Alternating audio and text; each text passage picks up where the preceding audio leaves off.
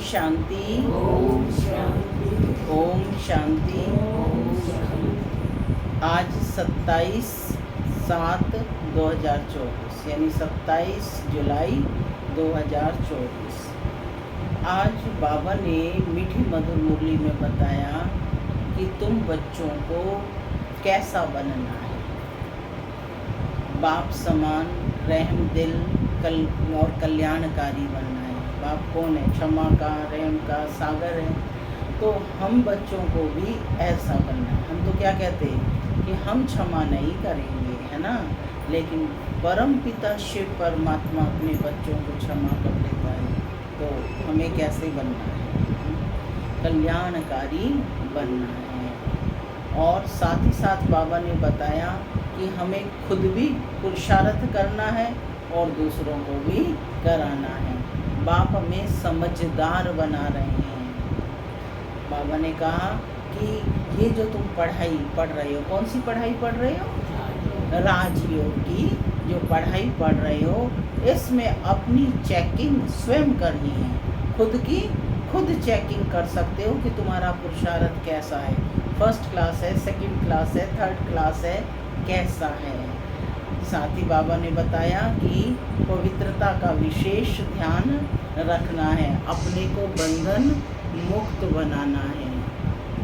और बाबा ने कहा कि साथ ही साथ अपनी एकाग्रता की शक्ति को भी बढ़ाना है, यानी अपने स्व के पुरुषार्थ पर ध्यान देना है। ओम शांति। सुनते हैं आज के डायरेक्ट ईश्वरीय महावाक्य।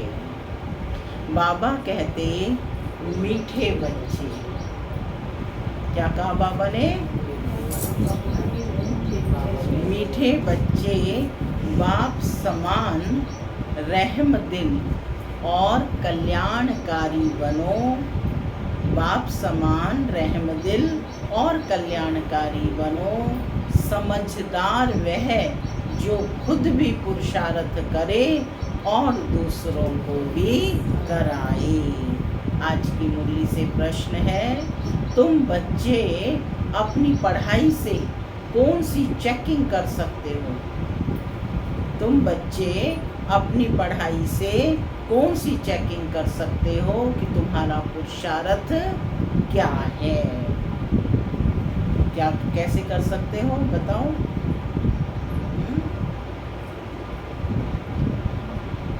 बाबा कहते पढ़ाई से तुम चेकिंग कर सकते हो कि हम उत्तम पाठ बजा रहे हैं या मध्यम या कनिष्ठ।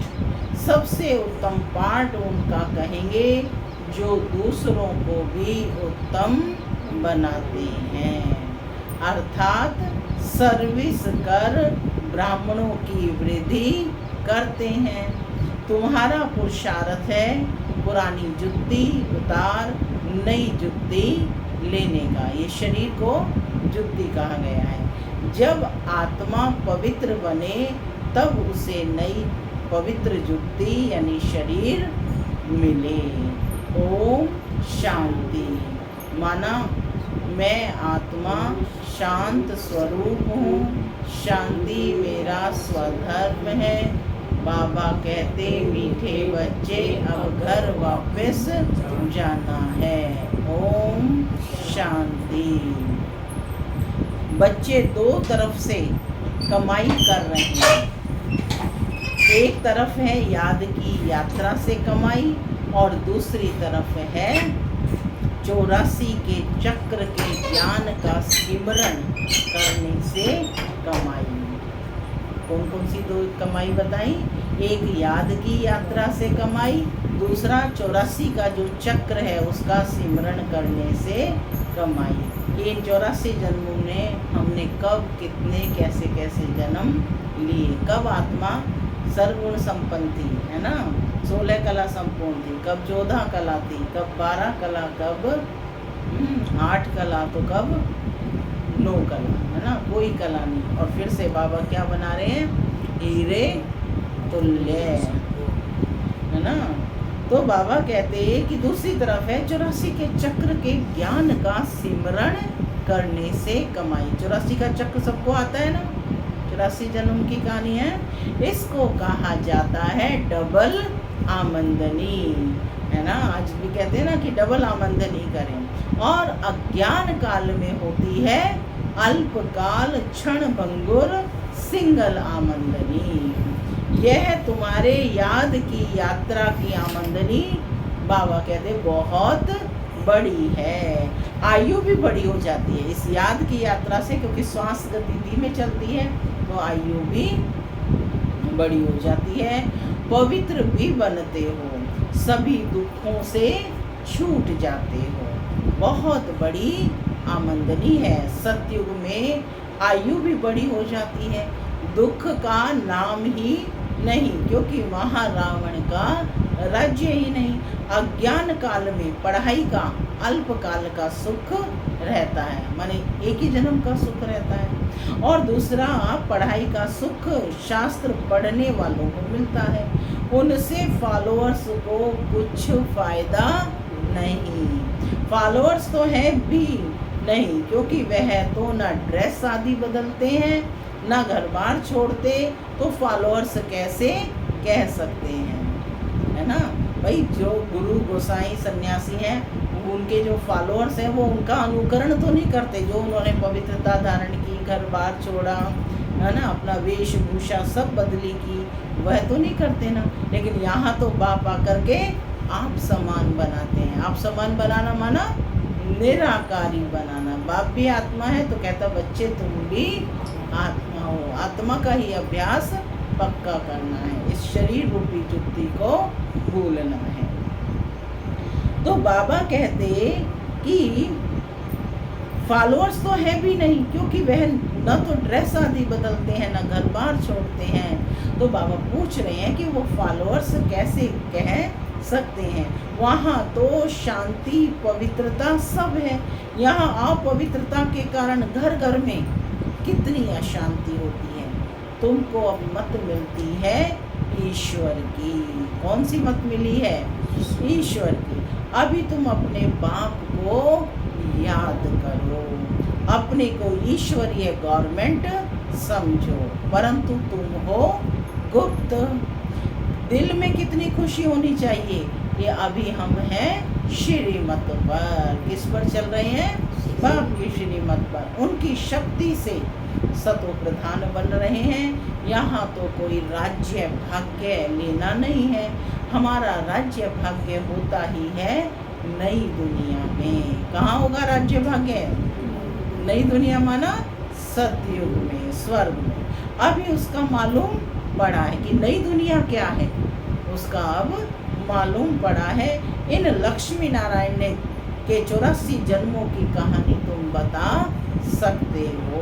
बल कोई भी मनुष्य मात्र हो, कैसा भी कोई पढ़ाने वाला हो, परंतु एक भी ऐसे कह नहीं सकेंगे कि आओ तो हम इन्हों के 84 जन्मों की कहानी सुनाएं। तुम्हारी बुद्धि में अब स्मृति रहती है और विचार सागर मंथन भी करते हो। स्मृति भी रहती है, साथ साथ विचार सागर मंथन भी करते हो।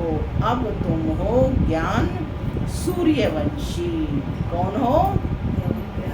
ज्ञान सूर्यवंशी। आज इसका अभ्यास करना है सम्मान का कि मैं आत्मा ज्ञान सूर्यवंशी हूँ। फिर सतयुग में कहा जाएगा विष्णुवंशी। ज्ञान सूर्य प्रगटा, अज्ञान अंधेर विनाश। इस समय तुम्हें ज्ञान मिल रहा है ना, ज्ञान से ही सदगति होती है। आधा कल्प ज्ञान चलता है, फिर आधा कल्प अज्ञान हो जाता है। यह भी ड्रामा की नूंद है। बाबा निर्दोष दृष्टिकोण दे देते हैं, कहते हैं कि बच्चों का इसमें कोई दोष नहीं है, तुम अभी समझदार बने हो। जितना जितना तुम समझदार बनते हो, औरों को भी आप समान बनाने का पुरुषार्थ करते हो। तुम्हारा बाप रहम दिल कल्याणकारी है, तो बच्चों को भी ऐसा ही बनना है। कौन मैं आत्मा? रहम दिल और कल्याणकारी। बच्चे कल्याणकारी ना बने तो उनको क्या कहेंगे, क्या कहेंगे? गायन भी है ना, हिम्मते बच्चे मदद दे बाप। बच्चे हिम्मत करें तो बाप 100 गुना मदद करे, यह भी जरूर चाहिए, नहीं तो वर्षा कैसे पाएंगे। तो हिम्मत किसको करनी है? हम बच्चों को। सर्विस अनुसार तो वर्षा पाते हो, ईश्वरीय मिशन होना, जैसे क्रिश्चियन मिशन, इस्लामी मिशन होती है, वह अपने धर्म को बढ़ाते हैं। मिशनरी लोग आए यहाँ तो उन्होंने अपने धर्म को बढ़ाया। तुम अपने ब्राह्मण धर्म और दैवी धर्म को बढ़ाते हो। तुम अपने कौन से धर्म? ब्राह्मण धर्म और दैवी धर्म को बढ़ाते हो। ड्रामानुसार तुम बच्चे जरूर मददगार बनेंगे। कल्प पहले जो पाठ बजाया था वह जरूर बजाएंगे। तुम देख रहे हो हर एक अपना उत्तम, मध्यम, कनिष्ठ पाठ बजा रहे हैं, है ना। फर्स्ट, सेकंड, थर्ड ग्रेड तीनों बताए बाबा ने। उत्तम, मध्यम, कनिष्ठ पाठ बजा रहे हैं। सबसे उत्तम पाठ वह बजाते हैं जो उत्तम बनाने वाला होता है, जो आप समान बनाने वाला होता है ना, उत्तम बनाने वाला है। तो सभी को बाप का परिचय देना है और आदि मध्य अंत का राज भी समझाना है।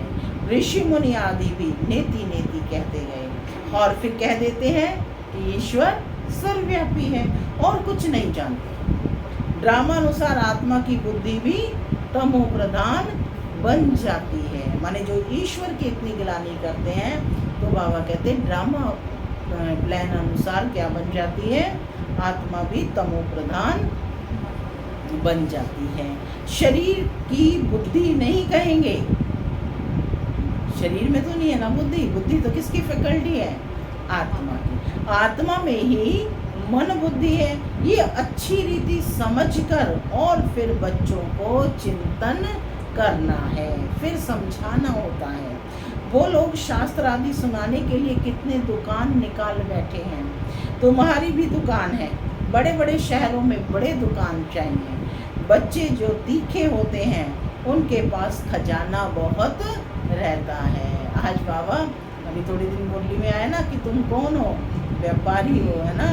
तो आज बाबा कह रहे हैं कि तुम्हारे सभी स्थान क्या हैं? बड़े बड़े दुकान हैं। तो बच्चे जो तीखे होते हैं उनके पास खजाना बहुत रहता है। जो बड़ी बड़ी दुकान होती है, मॉल टाइप होते हैं, उनमें सारी चीज़ें एक साथ ही मिलती हैं।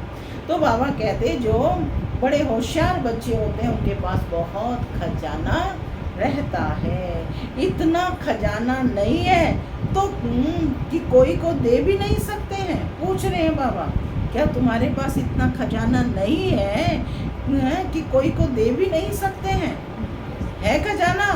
है, सबके पास है। हाथ खड़ा करो फिर, है तो खजाना। बाबा कहते धारणा नंबरवार होती है। बच्चों को अच्छी रीति धारणा करनी है जो किसी को समझा सके। बात कोई बड़ी नहीं है, सेकंड की बात है। बाप से वर्षा लेना है। तुम आत्माएं बाप को पहचान गए हो तो बेहद के मालिक हो गए। मालिक भी नंबरवार पुरुषार्थ अनुसार होते हैं। राजा भी मालिक तो प्रजा भी कहेगी हम भी कौन है? मालिक हैं। यहाँ भी सब कहते हैं ना कि हमारा भारत। तुम भी कहते हो श्रीमत पर हम अपना स्वर्ग स्थापन कर रहे हैं। फिर स्वर्ग में भी राजधानी है, अनेक प्रकार के दर्जे हैं। पुरुषार्थ करना चाहिए ऊंच पद पाने का। क्या कहा बाबा ने? पुरुषार्थ करना चाहिए ऊंच पद पाने के लिए। हाँ, बाप कहते हैं जितना अभी पुरुषार्थ कर पद पाएंगे वही कल्प कल्पांतर के लिए होगा। इम्तिहान में कोई की कम मार्क्स हो जाती है तो फिर हार्ट फेल भी हो जाते हैं। यह तो है बेहद की बात। तो बाबा ने कहा ना अब नहीं तो कब नहीं। पूरा पुरुषार्थ नहीं किया तो फिर दिल शिकस्त भी होंगे। माने दिल अंदर से कच उठता रहेगा कि काश हम भी पुरुषार्थ कर लेते हैं ना। सजा भी खानी पड़ेगी, उस समय कर ही क्या सकेंगे, कुछ भी नहीं। आत्मा क्या करेगी? वो लोग तो जीव घात करते, डूब मरते। इसमें आत्मघात आदि की कोई बात नहीं। आत्मा का घात तो होता ही नहीं है। आत्मा तो कभी नहीं मरती, वह तो अविनाशी है। बाकी शरीर का घात होता है, जिससे तुम पाठ बजाते हो, अभी तुम पुरुषार्थ करते हो। यह पुरानी जुत्ती उतार कर हम नई जुत्ती ले लेंगे। इस शरीर रूपी पुरानी जुत्ती को उतार कर नई शरीर ले ले, नई जुत्ती ले लेंगे। यह कौन कहते हैं? कौन कह रहे हैं? ये आत्मा। जैसे बच्चे कहते हैं ना कि हमको नया कपड़ा दो, हम आत्माओं को भी नया कपड़ा चाहिए। बाप कहते हैं तुम्हारी आत्मा नई बने तो शरीर भी नया चाहिए, तब शोभा है। आत्मा के पवित्र होने से 5 तत्व भी नए बन जाते हैं। पॉइंट नोट कर लो, आत्मा के पवित्र होने से 5 तत्व भी नए बन जाते हैं। माने आत्मा का प्रभाव प्रकृति के तत्वों पर भी पड़ता है। 5 तत्वों का ही ये शरीर बनता है। कौन कौन से 5 तत्व? जल, वायु, अग्नि, पृथ्वी और आकाश। ये 5 तत्वों का ही शरीर बनता है। जब आत्मा सतो प्रधान है तो शरीर भी सतो प्रधान में रहता है। आत्मा तमो प्रधान है तो शरीर भी तमो प्रधान है। अब सारी दुनिया के पुतले तमो प्रधान है। हरत बाबा ने नाम दिया है, सभी कौन है? पुतले हैं। और सब कैसे हैं? तमो प्रधान है। दिन प्रतिदिन दुनिया पुरानी होती जाती है, गिरती जाती है। नई से पुरानी तो हर एक चीज होती है, पुरानी हो फिर डिस्ट्रॉय होती है। ये तो सारी सृष्टि का सवाल है।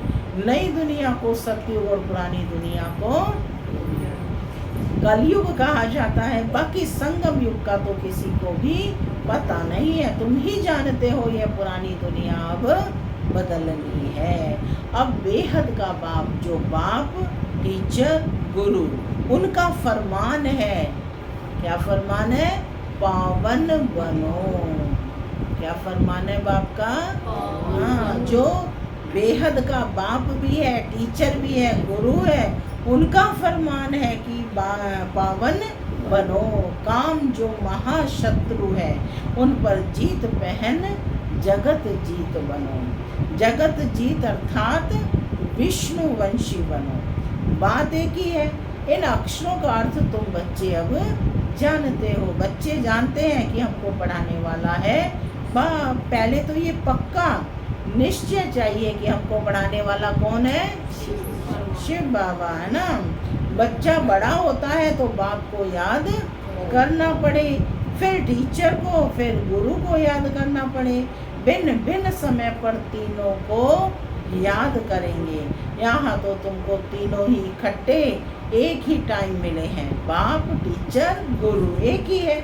वो लोग तो वानप्रस्थ का भी अर्थ नहीं समझते। क्या है वानप्रस्थ का अर्थ? वाणी से परे जाना। वानप्रस्थ में जाना इसलिए समझते हैं कि गुरु करना चाहिए। 60 वर्ष के बाद गुरु करते हैं। यह कायदा अभी ही निकला है। बाप कहते हैं इनके बहुत जन्मों के अंत में, यानी वानप्रस्थ अवस्था में, मैं इनका सतगुरु बनता हूँ। किनका? ब्रह्मा का सतगुरु बनता हूँ। बाबा भी कहते हैं 60 वर्ष बाद सतगुरु किया है, जबकि निर्वाण धाम जाने का समय है। बाप आते ही हैं सबको निर्वाण धाम में ले जाने, मुक्ति धाम जाकर फिर पाठ बजाने के लिए आना है।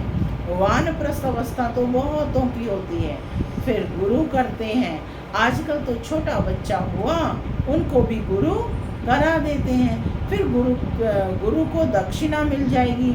क्रिश्चियन लोग क्रिश्चियनाइज कराने गोद में जाकर देते हैं। वो भी बच्चे ना पादरी के जाकर गोद में देते हैं, परंतु वह कोई निर्वाण धाम में जाते नहीं हैं। ये सब राज बाप समझाते हैं। ईश्वर का अंत तो ईश्वर ही बताएंगे। बहुत महत्वपूर्ण बात है। क्या कह रहे हैं? ईश्वर का अंत तो ईश्वर ही बताएंगे और कोई बता ना सके। शुरू से लेकर बतलाते आए हैं, अपना अंत भी देते हैं और सृष्टि का ज्ञान भी देते हैं। ईश्वर खुद आकर आदि सनातन देवी देवता अर्थात स्वर्ग की स्थापना करते हैं। इसीलिए उसको क्या कहते हैं? खुदा कहते हैं। जो खुद आकर खुद उत्पन्न होता है और खुद ही अपना परिचय देता है, इसलिए उसको खुदा कहते हैं। इनका नाम भारत ही चला आता है ना। ईश्वर खुद आकर आदि सनातन देवी देवता अर्थात स्वर्ग की स्थापना करते हैं। इनका नाम भारत ही चलाता है। गीता में सिर्फ श्री कृष्ण का नाम डाल कितना रोला कर दिया है। यह भी ड्रामा है, हार और जीत का खेल है। इसमें हार जीत कैसे होती है? यह है बाप बगैर तो कोई बता ना सके। यह लक्ष्मी नारायण भी नहीं जानते कि हमको फिर हार खानी है। यह तो सिर्फ तुम ब्राह्मण ही जानते हो। तो माने फिर उनका सुख कम हो जाएगा यदि उन्हें डर रहे कि मैंने इतनी मेहनत करके ये पाया, तो ये भूल हो जाती है ना। तो बाबा कहते हैं यह तो सिर्फ तुम ब्राह्मण ही जानते हो, शूद्र भी नहीं जानते। बाप ही आकर तुमको ब्राह्मण से देवता बनाते हैं। हमसों का अर्थ बिल्कुल अलग है ना। ओम का अर्थ अलग है।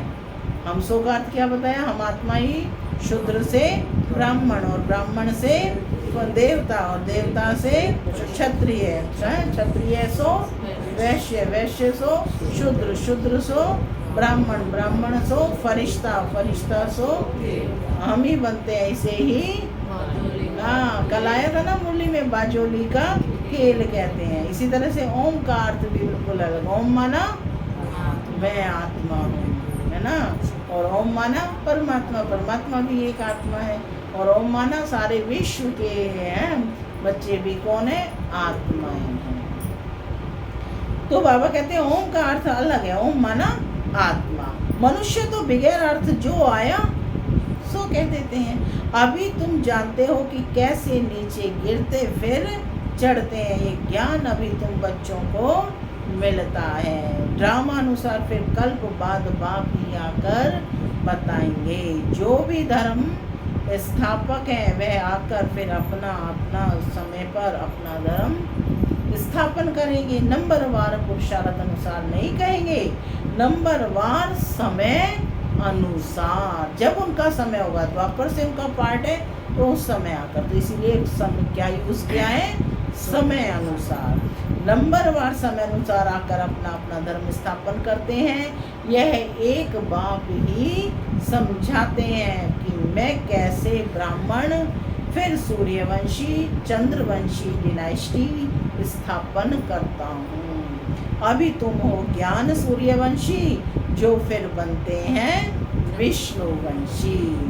अक्षर बड़ी खबरदारी से लिखने होते हैं जो कोई भूल ना निकाले। तुम जानते हो ये ज्ञान का एक एक महावाक्य रत्न हीरा है। बच्चों में समझाने की बहुत रिफाइननेस चाहिए। कोई अक्षर भूल से निकल जाए तो फट से राइट कर समझाना चाहिए। सॉरी बोलकर फट से उसको राइट कर समझाना चाहिए। सबसे कड़ी भूल है बाप को भूलना। सबसे कड़ी भूल कौन सी है? अपने बाप को ही भूल गए। बाप फरमान करते हैं मामेकम याद करो। ये भूलना नहीं चाहिए। बाप कहते हैं तुम बहुत पुराने आशिक हो। तुम सब आशिकों का एक माशुक है। वह तो एक दो की शक्ल पर आशिक माशुक होते हैं, यहाँ तो माशुक है एक। वह एक कितने आशिकों को याद करेंगे। अनेकों को एक को याद करना तो सहज है, एक कैसे अनेकों को याद करेंगे। बाबा को कहते हैं बाबा हम आपको याद करते हैं, आप हमको याद करते हैं क्या? अरे याद तुमको करना है, बाबा स्पष्ट कर रहे हैं कि याद तुमको करना है पतित से पावन होने के लिए। बाप तो है ही एवर पावन, है ना, एवर प्योर है, तो वो क्यों याद करेगा। तो कह रहे हैं कि याद तुम्हें करना है पतित से पावन होने के लिए। मैं थोड़े ही पतित हूँ जो याद करूँ, तुम्हारा काम है याद करना, क्योंकि पावन बनना है। जो जितना याद करते हैं और अच्छी रीति सर्विस भी करते हैं, उनको धारणा होती है। याद की यात्रा बहुत डिफिकल्ट है, इसमें ही युद्ध चलती है। बाकी ऐसे नहीं कि 84 का चक्र तुम भूल जाएंगे, सबको याद है 84 का चक्र, है ना। यह कान सोने का बर्तन चाहिए। कान कैसे हो जाए, सोने का बर्तन। जितना तुम याद करेंगे उतना धारणा अच्छी होगी, माने कानों में पड़ा और वो याद रहे, इससे ताकत रहेगी। इसलिए कहते हैं याद का जौहर चाहिए। ज्ञान से कमाई है, याद से सर्व शक्तियाँ मिलती हैं नंबरवार। तलवार में भी नंबरवार जौहर का फर्क होता है ना, हर तलवार की अलग अलग है, कितनी पैनी है वो तलवार। तो बाबा कहते हैं कि तलवारों में भी नंबरवार जौहर का फर्क होता है। वह तो है स्थूल बातें, ये मूल बात बाप एक ही कहते हैं, अलफ को याद करो। दुनिया के विनाश के लिए यह एक एटॉमिक बॉम्ब जाकर रहेगा और कुछ नहीं। उसमें ना सेना चाहिए ना कैप्टन चाहिए, है ना। यह एक एटॉमिक बॉम्ब जाकर रहेगा, आत्मिक बॉम्ब, है ना। तो उन्होंने उसी से ही एटॉमिक बॉम्ब बनाया, है ना। परमात्मा है परमात्मिक बॉम्ब, परमाणु बॉम्ब, है ना। तो बाबा कहते हैं अलफ को याद करो, दुनिया के विनाश के लिए एक एटॉमिक बॉम्ब जाकर रहेगा और कुछ नहीं। उसमें ना सेना चाहिए ना कैप्टन। आजकल तो ऐसा बनाया है जो वहाँ बैठे बैठे बॉम्ब छोड़ेंगे, तुम यहाँ बैठे बैठे राज्य लेते हो, तुम भी आत्मिक शक्ति से, है ना। वह वहाँ बैठे बैठे सबका विनाश करा देंगे। तुम्हारा ज्ञान और योग उनका मौत का सामान इक्वल हो जाता है। तुम्हारा ज्ञान और योग और उनका मौत का सामान जो उन्होंने अणु परमाणु बम बनाए हैं वह इक्वल हो जाता है। ये भी खेल है, एक्टर्स तो सब है ना। भक्ति मार्ग पूरा हुआ, बाप ही आकर अपना और रचना के आदि मध्य अंत का परिचय देते हैं। अब बाप कहते हैं व्यर्थ की बातें तुम नहीं सुनो, इसलिए hear no evil see no evil.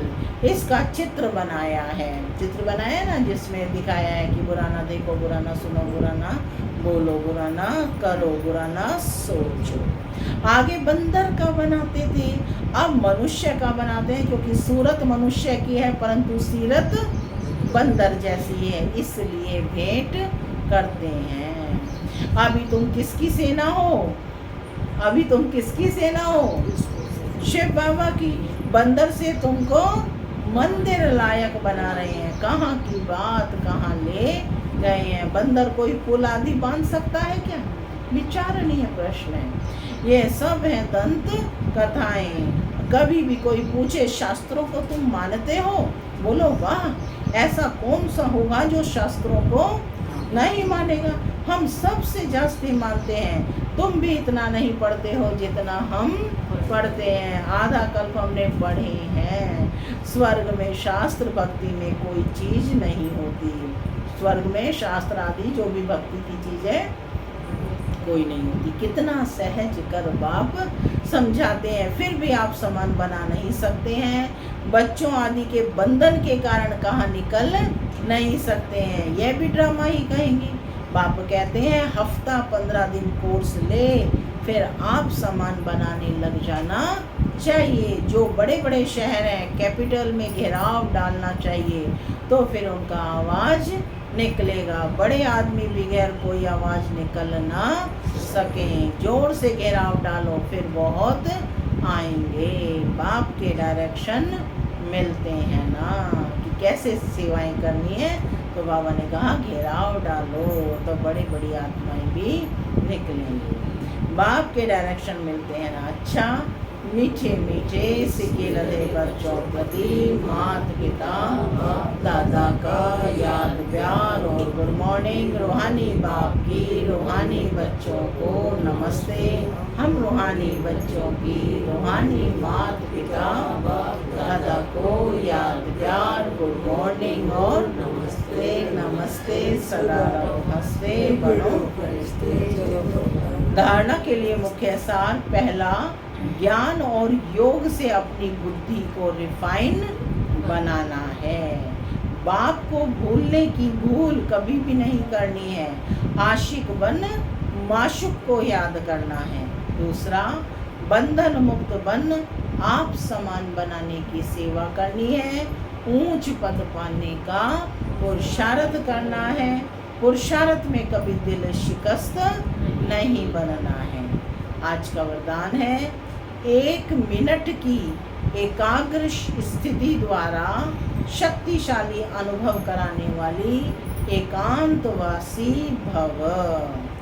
1 minute की एकाग्र स्थिति द्वारा शक्तिशाली अनुभव कराने वाली एकांतवासी भव, माने एक के अंत में खोने वाली भव। एकांतवासी बनना अर्थात कोई भी एक शक्तिशाली स्थिति में स्थित होना।